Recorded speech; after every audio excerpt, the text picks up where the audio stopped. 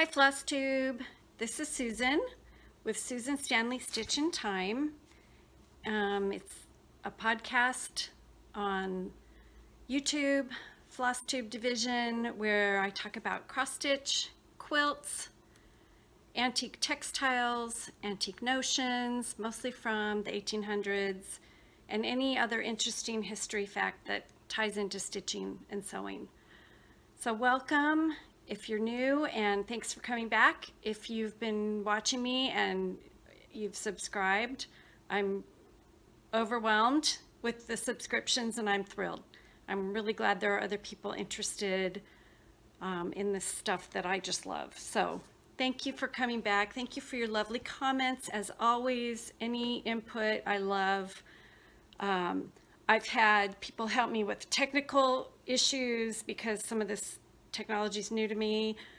And I want to thank Long Dog Stitcher for helping me with some of that. And my son Scott, who is going to have a special appearance at the very end. He doesn't know this, but in his editing and helping me, I found a little thing that he posted, or that he filmed. So you'll get a little bit of that at the end. Really cute. Anyway, he's 25. I also wanted to thank Ellen with Thy Needle and some other people on YouTube or FlossTube who have given me some technical help regarding some history that I shared with you last time. And that was regarding my Remember the Ladies wall. And so as it turns out, some of the young ladies actually were not ladies at all. They're boys. And I'm so glad I knew this. I mean, now that I've been informed, this pattern that I showed last time and said I wanted to include in my Remember the Ladies wall, it's actually a young boy, it's believed, because of the toy that the child is playing with, the hoop and stick. And that goes for this pattern as well, by GGR. Sorry, I've had all these out and then I put that one away. So I don't know if you can see that. This is a young lady, it's believed, and this is a young man, probably because of the hat, but I could be wrong on that as well. Anyways, so I was helped out by some folks who gave me some good input, and I had to do some research. And so as it turns out, in the early 1600s through to the 20th century, young boys ages, 2 to 8 were usually wearing or found to wear a form of a subtle of a dress. And the difference between a young boy's costume and a young girl's outfit was very subtle, and it had to do with something that you won't ever believe you're going to hear about on YouTube, FlossTube, I guarantee it.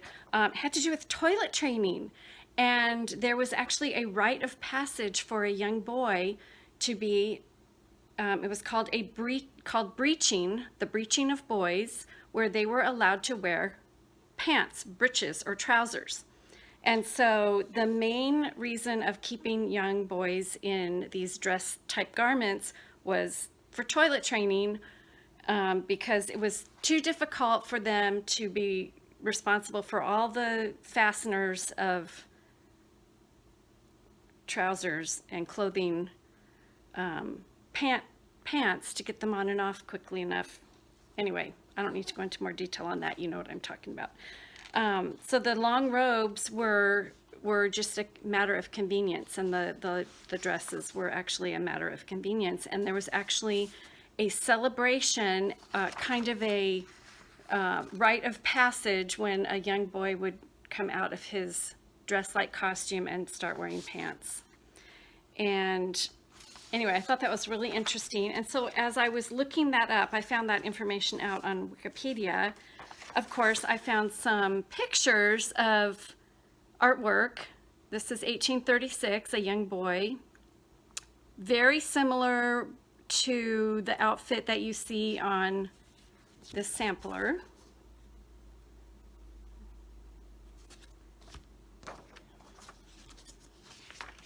Here's another one. This is playing with the hoop and stick. So, and then of course this one just tickled me. This is Franklin Delano Roosevelt at the age of 2.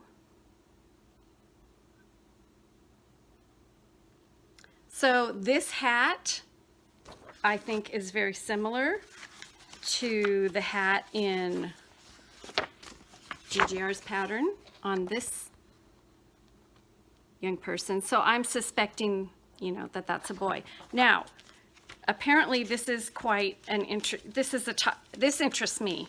You know, I find this fascinating, and I love learning about early costume and you know, these things that pop up in samplers. And apparently I'm not the only one, because I was also informed of a Facebook group. It's quite a long name. Girls and boys in red or blue or yellow dresses on Samplers Oh My Facebook group. And of course I had to hurry up and ask to join that group, because now I'm fascinated with the topic and I want to know more. So I wanted to clarify that, and thank you again for those of you who were so kind as to point that out and point me in that direction, because I'm, of course, now I have a whole nother rabbit hole to run down and learn from. I also want to thank Lisa at Prims on Greenway for giving all of us information on a podcast called So What, S-E-W What. And it's got information on history of quilting and samplers, all kinds of interesting textile topics to listen to. There are others out there that I will share with you. Most of the ones I know about are very quilt specific, but this one seems to cover a lot of different areas. So definitely check that out. Thank you so much, Lisa, for sharing that. And I did also want to say, I have been so motivated, but also kind of put into reality after seeing the sampler walls. Of course, I've seen Carol Saltbach Stitcher's sampler wall and Brenda and Laura from Brenda and the Serial Starters sampler walls, but Kindred Stitcher's sampler wall popped up this week, and so did Contented Stitcher. You know, I'm new to floss tube, so all of your sampler walls are new to me, and they're just amazing and wonderful, and I'm so excited, and hopefully someday I'll have a sampler wall or something close to it. I also wanted to point out a floss tuber who was new to me this last round since my last video, and her name on FlossTube is Raspberry Stitcher. And I love her projects, and she's delightful, and I think she's starting a stitch along. So when I find out a little more about that, I'll share it with you. But I just thought I wanted to share those books with you because they were amazing. I want to show you some of my haul, my purchases that I got from Needlework Expo. And, you know, every time I watch a floss tube, I'm tempted into purchasing more. But these popped up initially when Needlework Expo began, and there was no question. I just ordered them immediately. So the first one is the Dutch Sampler by Kathy Barrick. And I know I've shown you, if you've watched any of my other videos, a sampler I'm working on, Anne Robinson, on a dark background, and I seem to really be drawn to that. And this one just spoke to me. Also has these darling pin keeps that you can make, pin cushions. And I did get the linen. It is Weeks Dye Works Havana, and that's pretty true color to what it looks like. But I wanted to show you some of the silks. Now I did put these in a bag. Maybe I shouldn't have. Let's see if I can. They're just really, really yummy. Really pretty.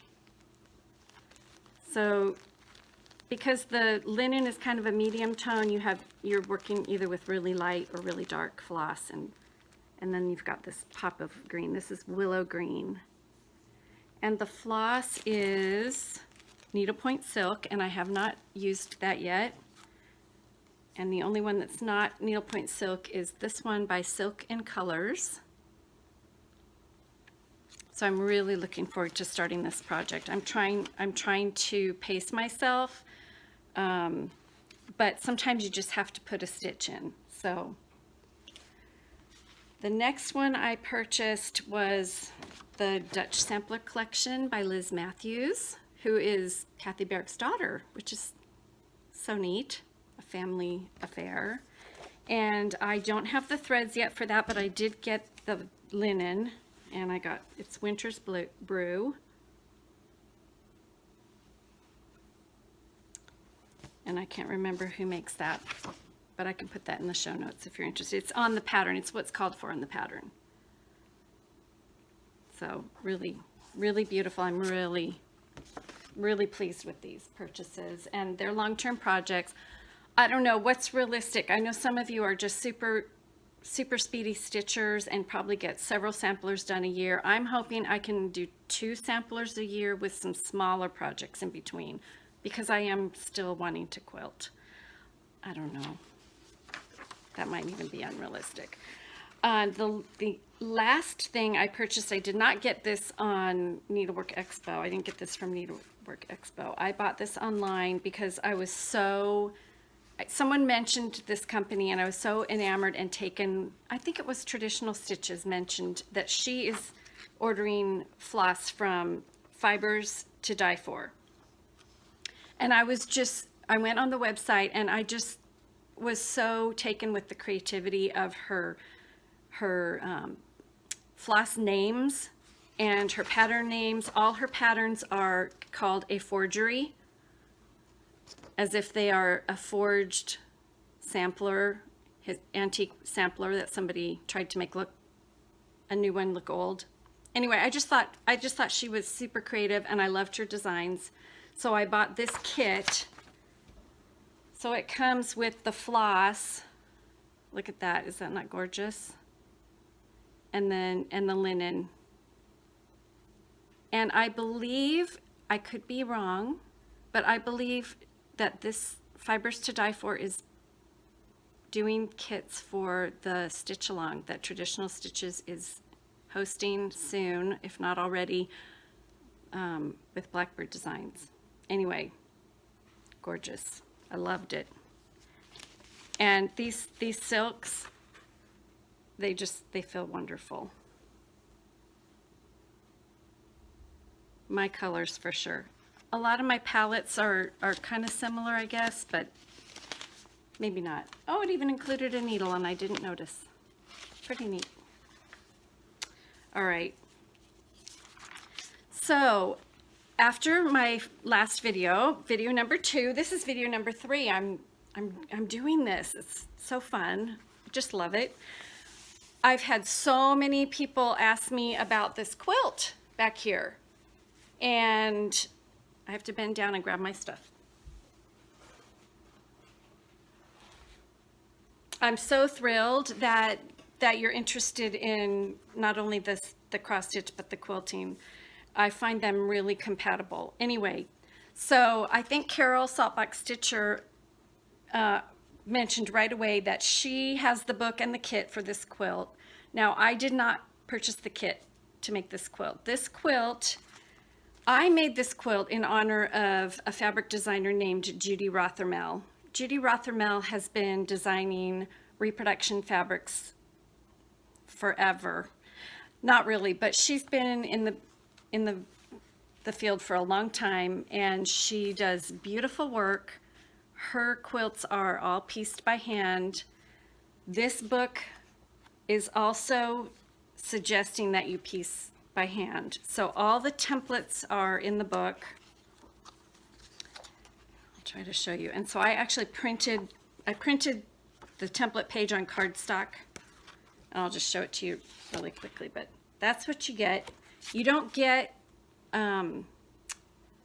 flying geese tools or any fancy cutting directions that you might get in a more recent pattern, more current pattern, because like I said, these are all meant to be done pieced by hand.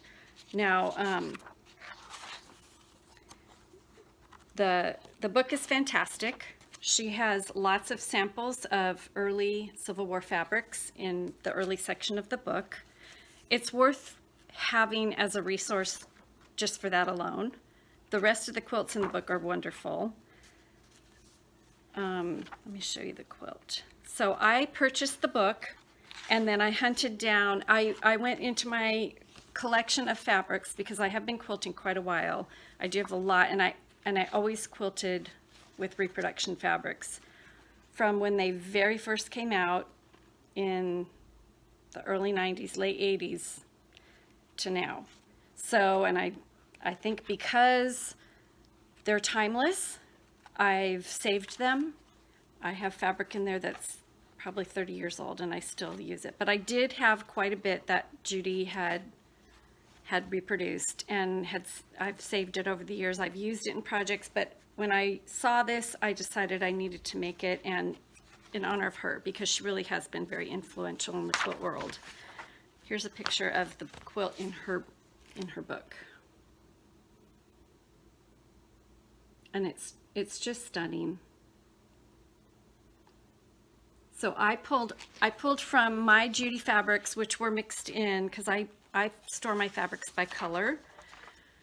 There's some people who store them by era. There's some people who store them, I mean, there's any which way you can store them, but I store them by color.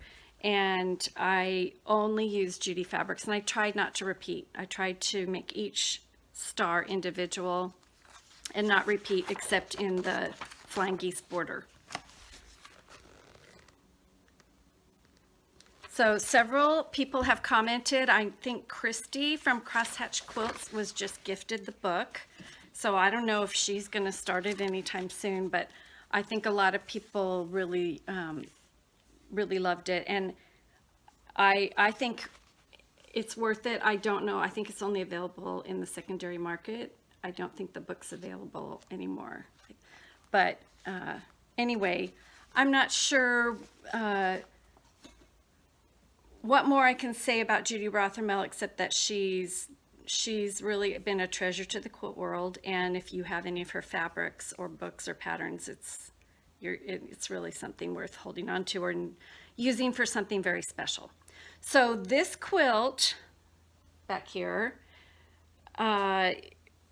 it starts out as a medallion, and of course it's full of stars, and stars pop up in samplers too, and I'm going to talk about that in a few minutes. But stars, of course, have held a fascination throughout time. It's probably one of the first, it's an image seen in cave drawings. It's throughout every culture, some kind of a representation of a star. So we started seeing stars in quilts in the late 1770s, because prior to that, quilts were made out of one whole piece of cloth. They were not cut into little pieces and made into what we would call quilt blocks. And so first quilts were a medallion style. And this quilt is it's a medallion. And Judy Rothermell has named it the Ohio Star Medallion. And a medallion just means you start with some kind of emblem in the center, and then you build around and around and around. And some medallion quilts, each round is a different block or a different motif or a different fabric or something. This one has the star in the center, and then several stars around, and the flying geese on the outer border, outer border.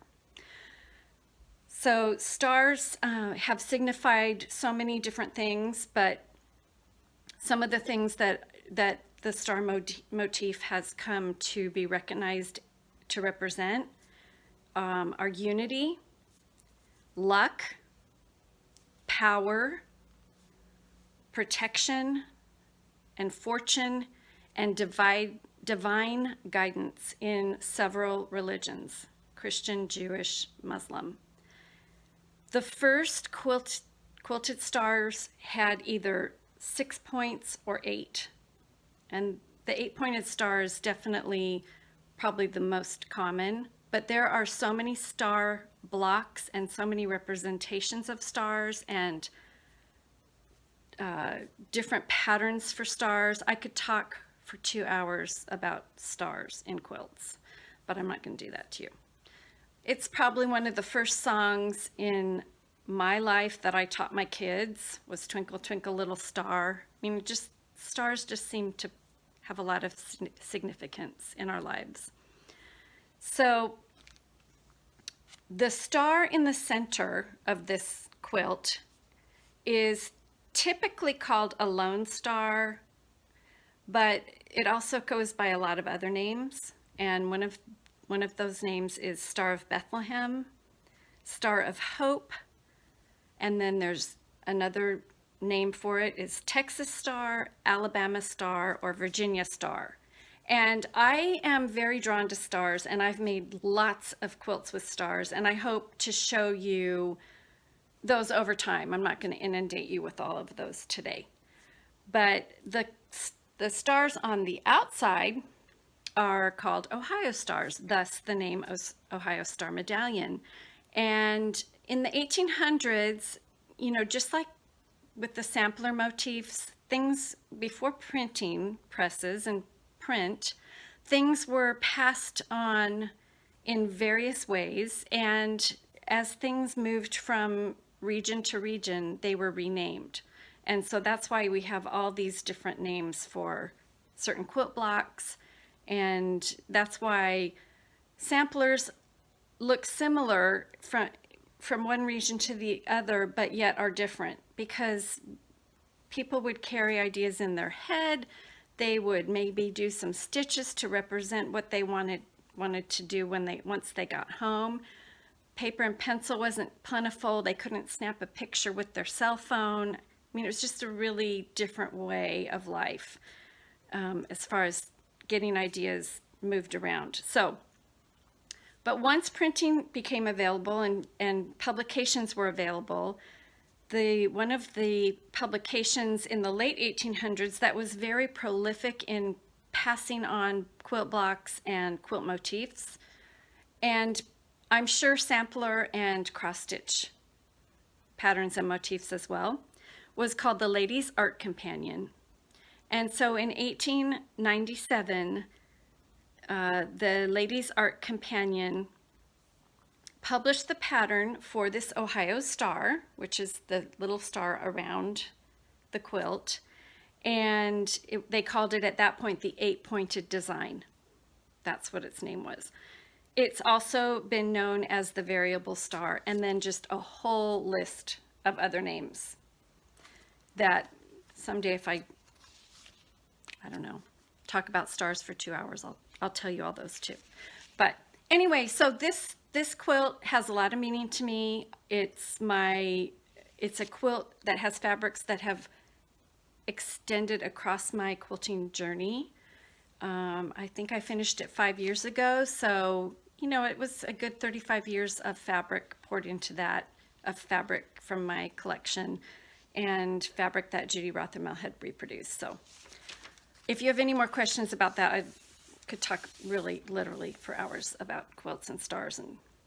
But 2 other blocks, star blocks, there's tons, like I said before, but 2 others that are early that I wanted to show you. One is called a Lemoyne star, and this motif, the reason I'm showing you this is that I found this motif in quite a few, well, in some of the sampler patterns that I have. And so I thought it was worth pointing out. This is typically called a Lemoyne star. It's one of the earliest quilt star blocks. It has what what quilters will know is a Y seam. You can do this on the sewing machine, but it is definitely easier for me to do it by hand. So this is pieced by hand, and you can see it has the same exact wedges as the Lone Star, the eight sections. All right, and then the other one I wanted to show you that's very, very common in quilts, and it's called a sawtooth star, and it also has the 8 points. And this is just, and I've seen several of these motifs in samplers as well. So, all right. If you're interested, if you're a quilt junkie and you love everything to do with quilting, this publication is wonderful. It's called Stars, A Study of 19th Century Star Quilts. It's by the American Quilt Study Group, and I've been a part of that. I'm not currently a part of that, but this book is people's interpretation of antique star quilts. Just great eye candy, some great information for study, and then patterns in the back. So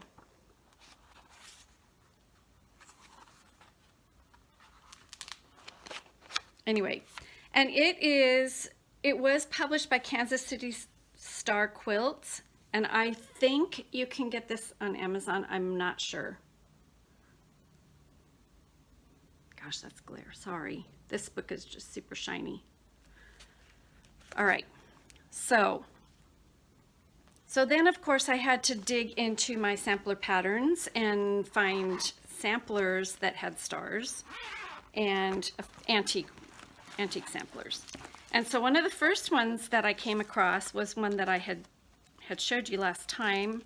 I did a video, and it's called Anne Powell by Pineberry Lane. And look at, Anne is surrounded by these two beautiful sawtooth stars.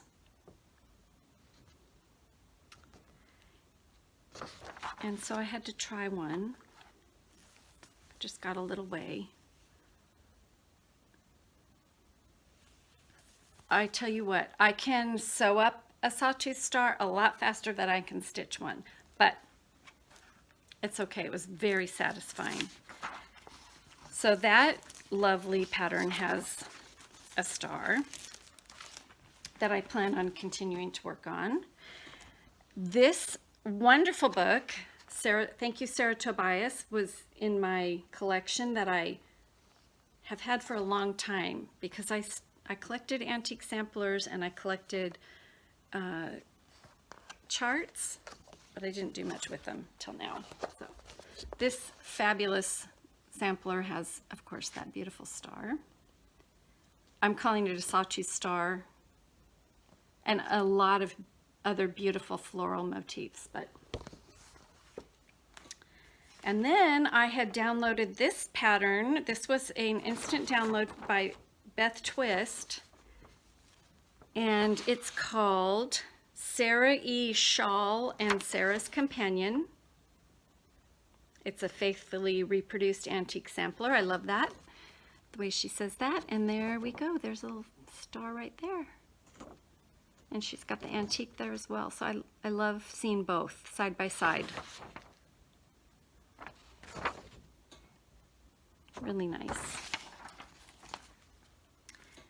You see stars used a lot in Quaker samplers, or I do anyway, in the borders. They're half stars. They're kind of in that hexagon shape, but then it's just half of the star. So it's just as if you're taking this, you know, and only showing that much of it. Actually, they're usually on point.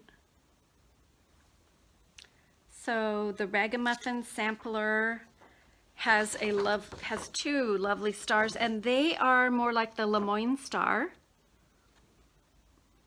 And this, it doesn't have a date on it. Maybe it does. I'll have to read that and see if that has a date. But anyway, this looks like an early sampler, and that Lemoyne star was definitely an early quilt block. So I'm sure people who date samplers and such have all that information up their sleeves. And then this one again looks like the variable star because it's got that square. So the sawtooth star, plain center. The variable star has that square within a square on point within a square, and the sawtooth points around it. So this one is Isabella Fox. You don't know how hard it has been to not start these. I mean, I just want to dive in and do a motif and then put it aside because I just would never be able to. Yeah, I'm trying to focus. It's not always easy. And then, of course, this fabulous pattern. I've had this for quite a while, the primitive needle. And this is like, you know, this is, I think, based on an a Quaker sampler.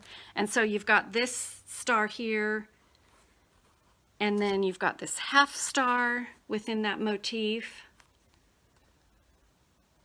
And the more I looked at Quaker samplers, the more popped up. There's just stars galore. So I show you a lot of books, and I really don't have, I have no connection to any book company, I promise. I just love books. I love having resources around me. I love learning. I love researching, and I love looking at things. So I order a lot of my books from used booksellers. So thrift books, and Amazon also can link you to used booksellers. So I don't pay a ton of money, and so I hope you're not offended, but I'd like to give this book away. It's a beautiful book with a lot of these Lone Star quilts from the Pennsylvania, Lancaster area. It's full of fabulous eye candy. It's full of stories. It's full of history of quilters. And of course, it's just full of tons of quilts with stars. And so I'm going to do my first giveaway. And if you would just say star in your comment, and you have to be 18. And if you subscribe, that would be great. You don't have to subscribe, but I'd love it. And I will send this to anybody anywhere in the world because it's fun to share. So there we go with the stars. All right, I've made small amounts of progress on my WIPS. I try to give them a little bit of attention. And I guess the crinkly bags don't make everybody happy, so I'm trying really hard to have everything opened up. I worked a little bit more on this. This is Ann Gott. I got this from the attic. I got the kit. I got the silks.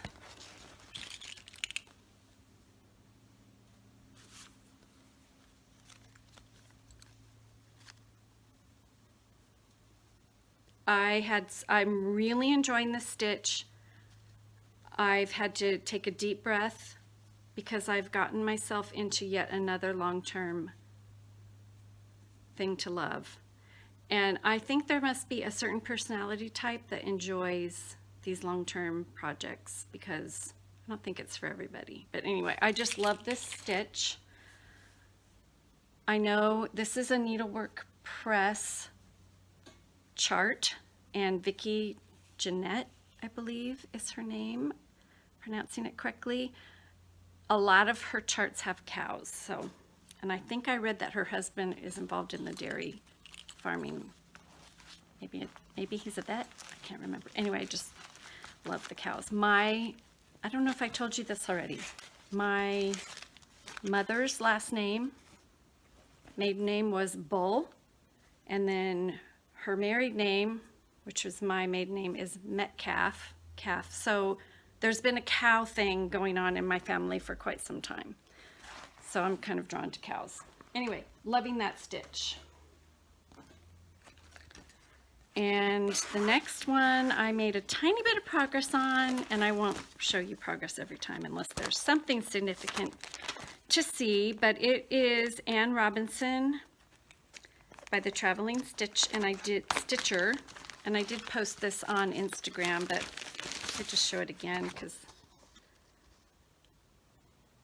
somebody commented that they were surprised when they saw it on Instagram. They didn't realize that the threads were, there was more, it wasn't just one cream thread. It was actually quite a few different threads. So I don't know why I'm drawn to this dark fabric, this dark linen. I love it, but there's the little dude and the beginnings of the deer, and then here are the flosses, and they're really subtle. They're very minimal change between the colors, except for the black and the cream. But I don't know why, just that subtle transition just makes me happy. It's very antique-y. These are Gloriana silks. I'm enjoying them. I hadn't ever stitched on those before. Loving, loving, loving them. All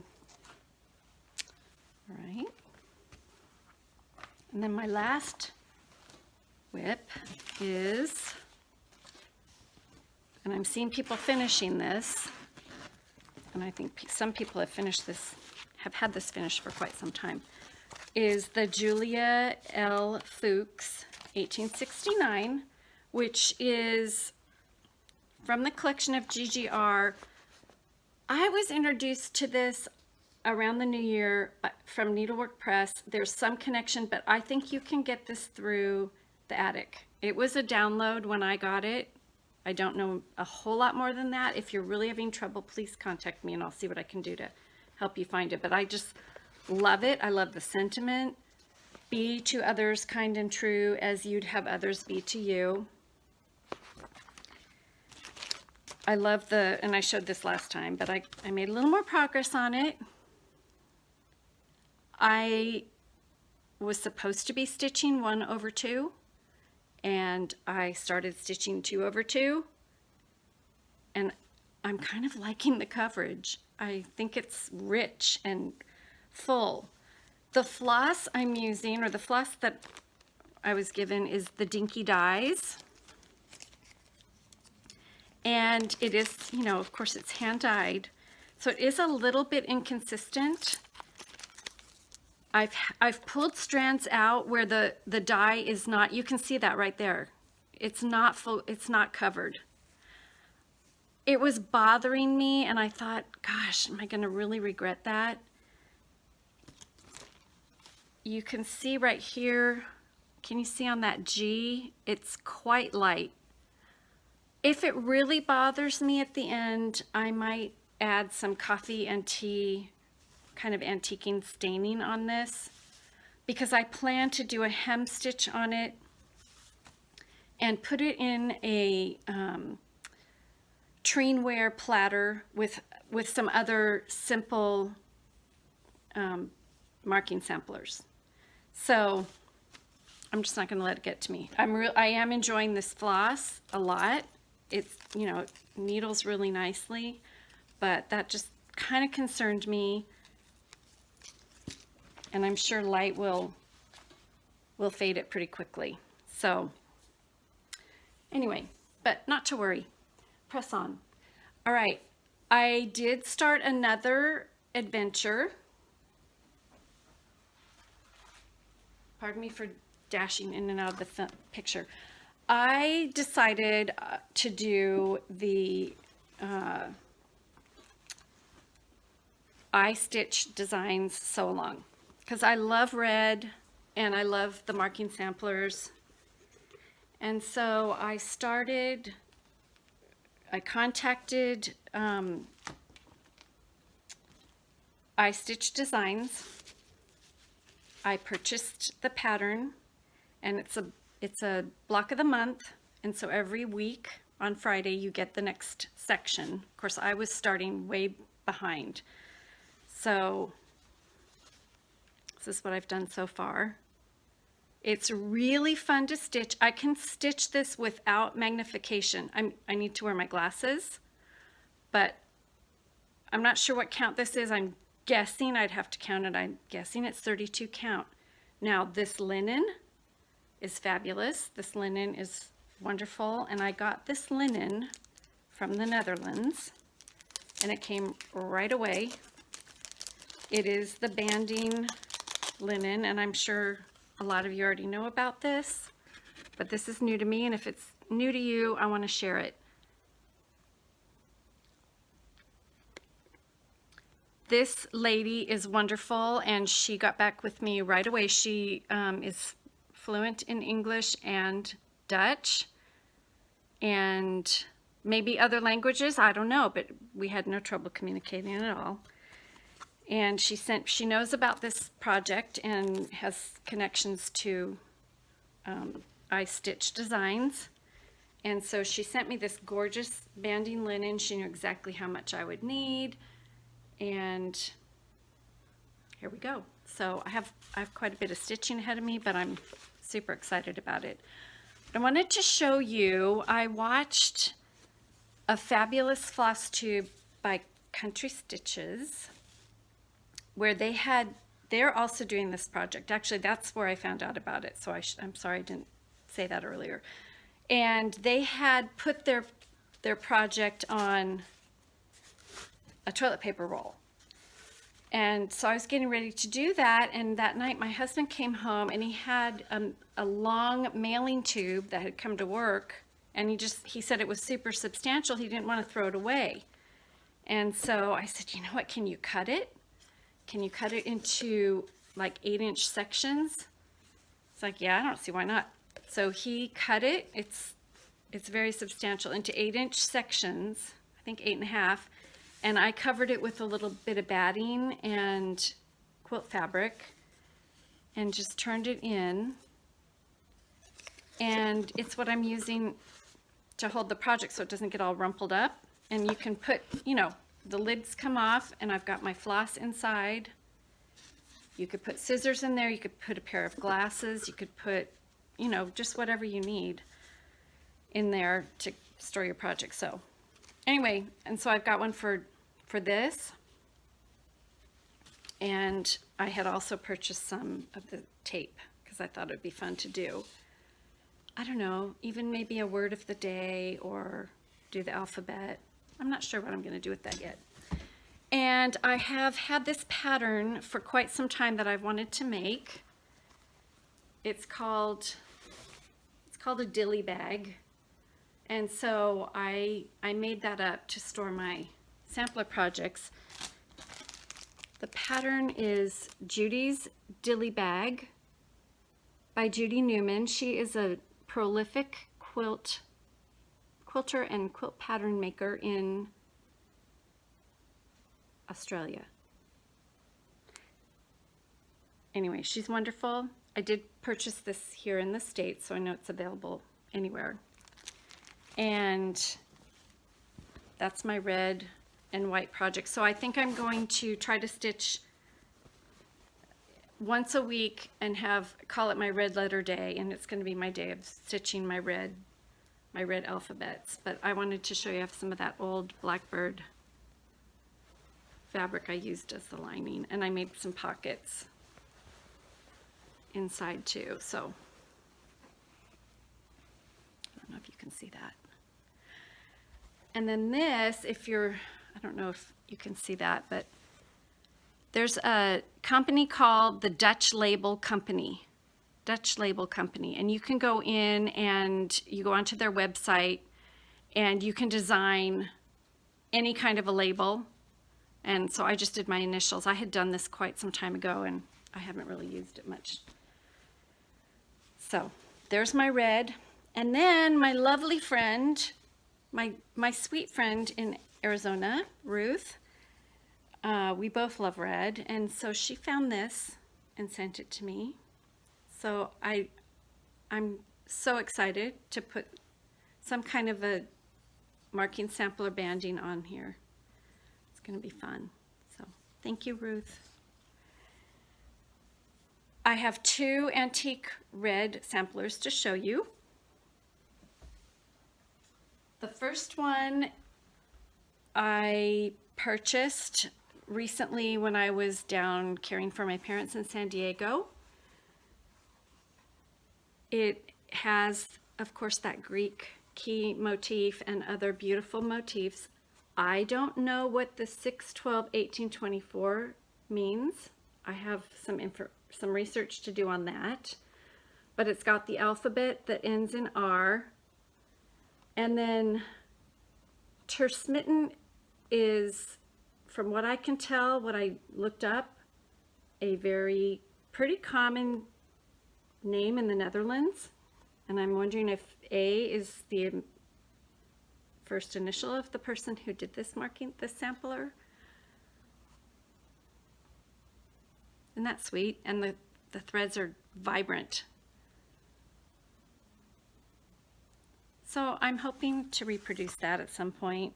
It's on a very fine, it's on a pretty fine linen.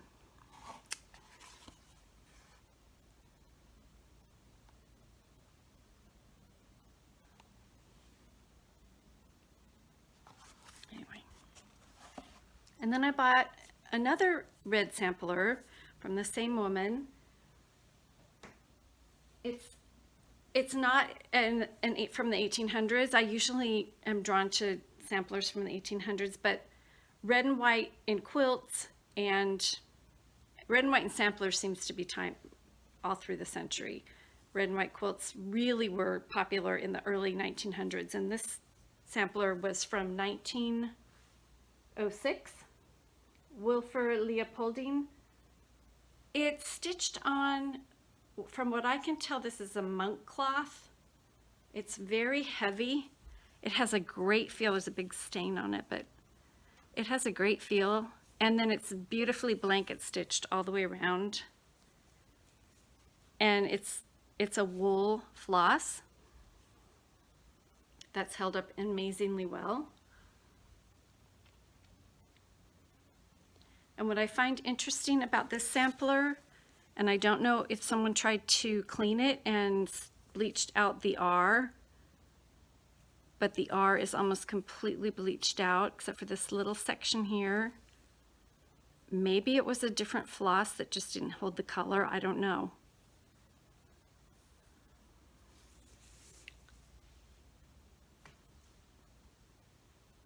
Really pretty.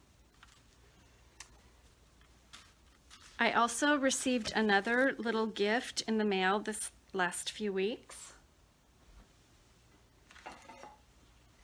Somebody reached out who knew that I loved antique needlework notions, and this lovely lady named Janice sent me, she asked me if I would be interested in a needle book from her past, and it's the National Life and Accident Insurance Company needle book. You open it up, it's got the information, and then this beautiful needle book, and you have to unfold it like that and then open it like a book, and the needles are inside. And I don't want to tear it, so I'm not going to open that. But she said that this is the company that sponsored the Grand Ole Opry in Nashville, Tennessee. They gave out needles and emery boards to people they met with. The company is now American General. And she said, thank you for sharing your knowledge and for Floss Tube. And I appreciate this so much. This is so special. This is going in with my needlebook collection. That is an antique advertising needlebook. Probably, it doesn't have a date on it, and they don't typically have dates on them. But the ones I have, from what I can tell, are probably from probably from 1920 through the end of the 1900s. And this one you may or may not have seen. It's not advertising anything.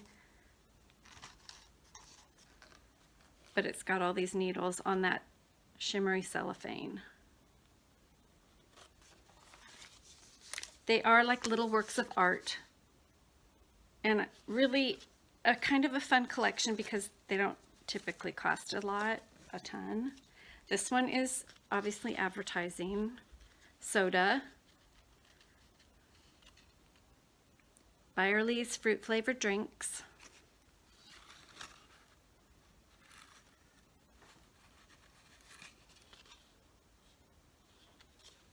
I love them. Here's another one. Fine Point Needle Book. Not advertising anything, just advertising the needles, just the needles.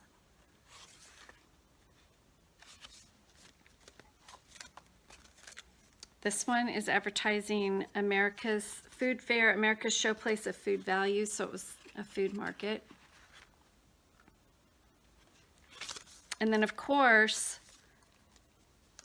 there's the iconic Happy Home.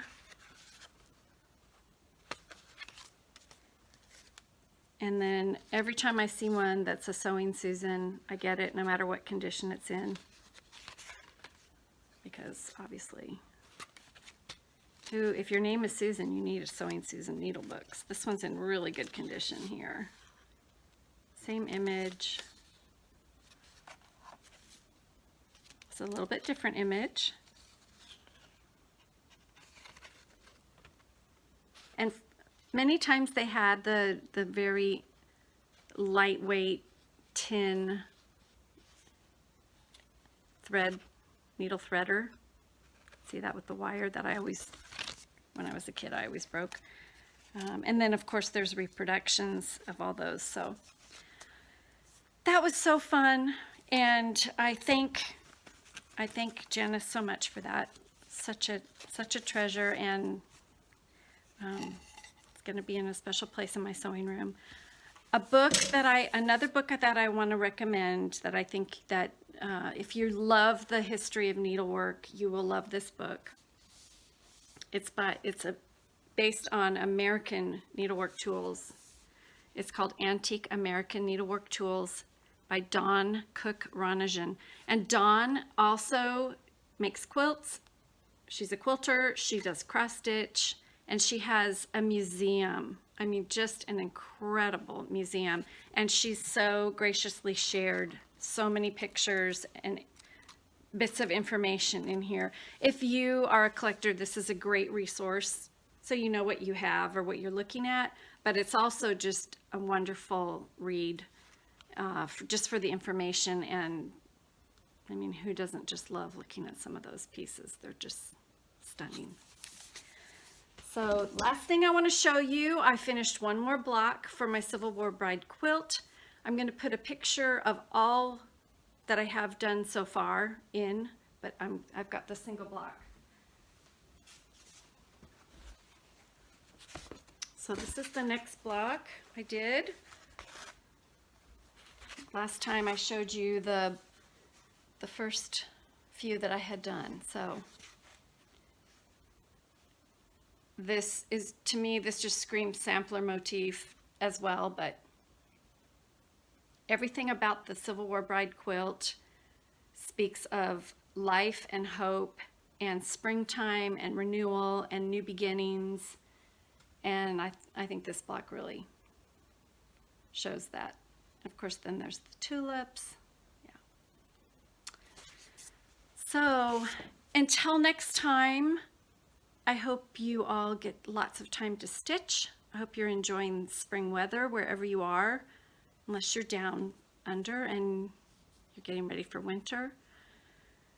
I've got lots to do in my yard and lots of stitching that I want to do as well. So it's always kind of a juggling act.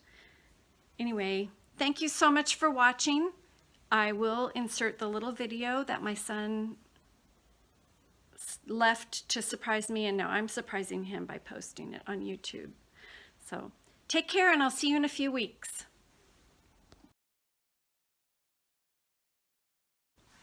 Hello, this is Sewing with Scott. Today I'm going to teach you about the bee 770 Quilters Edition by Bernina, famous for their Swiss engineering. And I'm also going to teach you about quilting in the Gilded Age from 1875 to 1900.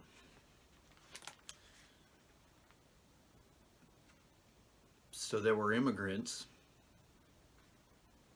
and in 1880 the US population exceeded 50 million. There you go, that's class for today. Hope you enjoyed it, and take care.